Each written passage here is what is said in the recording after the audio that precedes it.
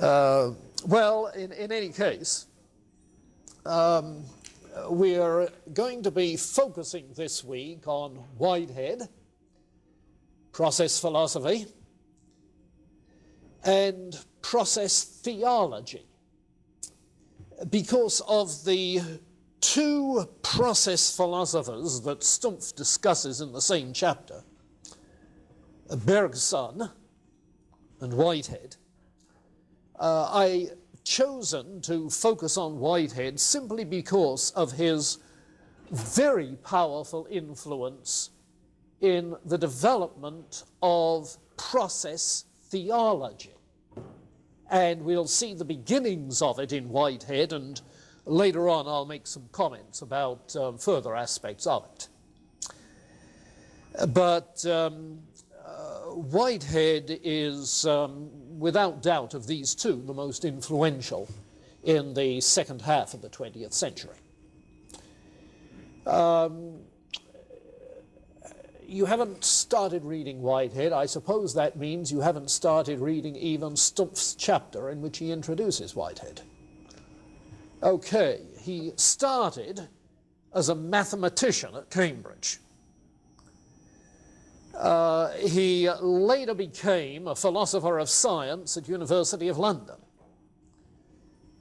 And at the age of 63, when he was thinking of retirement, he became a professor of philosophy at Harvard for, I think it was about 15 years.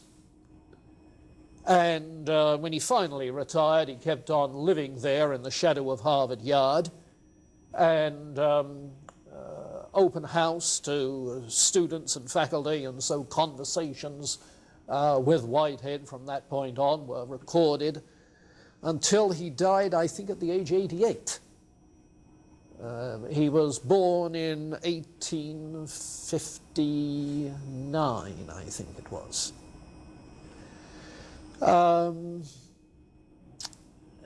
Let me start by saying something about influences that shaped his thinking. And the first is Hegel's philosophy, what I called Hegel's evolutionary idealism. You figure the idealism in Hegel, all right. Evolutionary, yes, because of his emphasis on a historical development. A number of the 19th century idealists and their successors that we were talking about the week before break can be thought of as evolutionary idealists. Yes, they buy into the theory of evolution, natural selection, if you like, or various other forms of the theory of evolution. But they're not philosophical naturalists, metaphysical naturalists. They're idealists. So that evolutionary theory is compatible with naturalism, compatible with idealism, according to these people. And their point is that while the underlying reality is of the nature of spirit, absolute spirit in the case of Hegel, there are various degrees to which that immaterial, free, creative spirit is being fully manifested in the phenomena of nature and human existence and human history. So that the evolutionary process, biological evolution, cultural evolution, the overall evolutionary process is understood in terms of the dialectical unfolding of the absolute, you see, to a point where that freedom of spirit becomes self-conscious rather than just implicit but unconscious.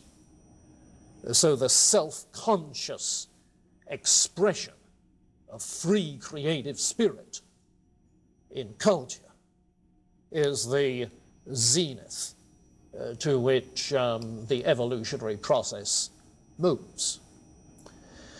Now, that kind of evolutionary thought was in an idealist context.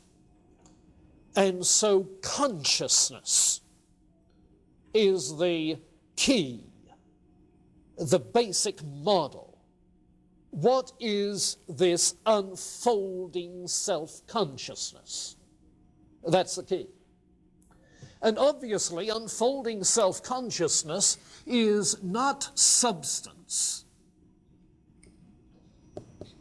Hegel doesn't think of spirit as an unchanging substance, but as creative process.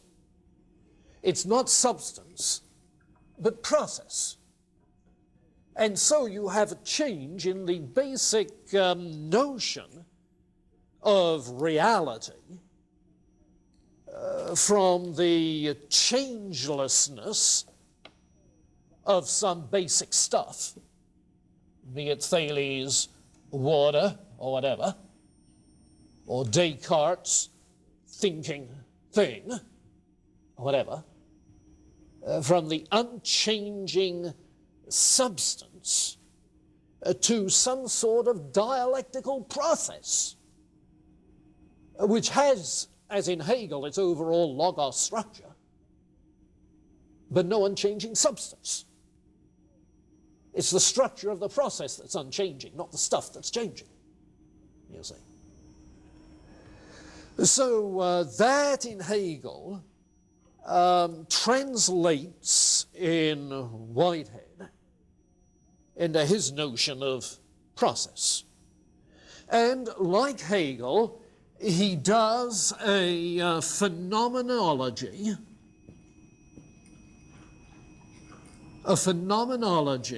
of the process. That is to say, a phenomenology of consciousness. A descriptive account of what the process is like, of the structure of events which make up the process. And the process is not some kind of mechanistic thing, as in 18th century science, but the model is more organic than mechanistic, more like a growth process than a machine-like. And the ingredients are not atomistic in the sense of having no essential relationships to anything else, but the ingredients are rather relationships than isolated atoms. So an entity is a relational unit rather than anything else. Well, that's what you get in the evolutionary idealism, and all of this translates into Whitehead, except the idealism.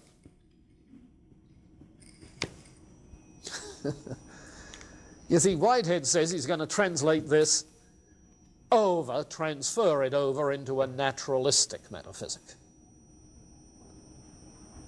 So he is going to be not an evolutionary idealist, but an evolutionary naturalist. At least that's what he declares, whether towards the end of his life, when the God concept begins to figure larger in his thought, whether that changes is another question. But at least his intent in developing the metaphysic was an evolutionary naturalism. Actually, the Hegelian thinker who most influenced him was F.H. Bradley. And those of you characters who skipped out on the last day of class will forever be impoverished, because that's when we talked about F.H. Bradley, whom Whitehead explicitly cites rather than Hegel. And in the Bradley material that you have in the Gardner Anthology, you will notice that Bradley speaks of appearances and qualities and the substance-quality distinction and that sort of thing as being sheer abstraction, not concrete reality by themselves. And Whitehead agrees. So that essentially the stuff you have from Bradley in the anthology about the world of appearances being abstraction, not concrete reality, Whitehead would agree with. The thing he disagrees with in idealism, the thing he disagrees with is Bradley's idealism. But otherwise, he to take it over. Bradley maintains that empiricism of the classic sort that came from John Locke, empiricism is guilty of all sorts of faulty abstractions, the primary, secondary quality distinction. Well, even Bradley showed that was an abstraction, not true even of actual experience. The substance-quality distinction, well, I think Berkeley showed that was an abstraction, because how do you know what substance there is if you don't, all you know is the qualities? The something I know not what is an abstraction. The space-time distinction, well, certainly in terms of modern physics it becomes an abstraction. Representational knowledge, ideas that represent something else, abstraction. You see. So all the way through he sees the abstraction that there is. And when Bradley talks of there being degrees of reality in the world of appearances, varying degrees of reality in the world of appearances, that's precisely the language that Whitehead likes, you see. Varying degrees of appearance. And we'll pick up on that when we get down here and see his gradualism. There are various degrees to which what is the basic nature of things is explicit in the hierarchy of being. Now, in that evolutionary idealism of the 19th century, however, there is one other note which isn't as perhaps explicit in Hegel, although we've mentioned it. We often tend to single it out, and that is the romanticism of the 19th century. I'm not sure that Whitehead got this so much from Hegel as he did from Wordsworth. His daughter wrote that there was a time in his life when he read Wordsworth as if it were the Bible. Read Wordsworth as if it were the Bible. She became the wife of, I think it was an Episcopalian clergyman, so presumably she knew whereof she spoke, you see. But the Wordsworth themes